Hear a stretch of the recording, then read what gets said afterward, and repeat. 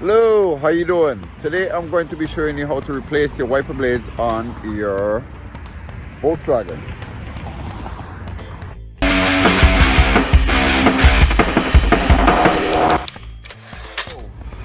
On these cars, you don't normally come across where you could pick the wiper blades up off of the windshield and it does not move or budge. So what you're going to do for this, you have to put the windshield wipers into service position. So I'll show you how to do that right now. You want to put them into service position. You put the key into the ignition, turn it on.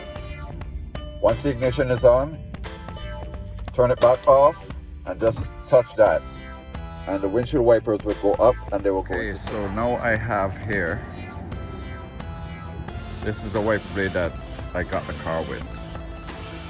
So I'm going to replace this one. Replace both of them. I already replaced that one already, and now I'm going to replace this one. So as you can see here, there's this little thing on the back. You lift this up. It's like from Rain-X or whoever made this. And I have the original here. So as you can see on the originals, they have this little button in the back here. So you want to slide this down. Make sure you get it into this, onto this thing right here. It's like under the bottom, onto the holder. Just make sure it's in there, and it should slide down, and it snaps right in.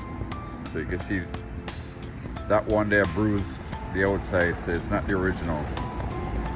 You put it back down, and that's it.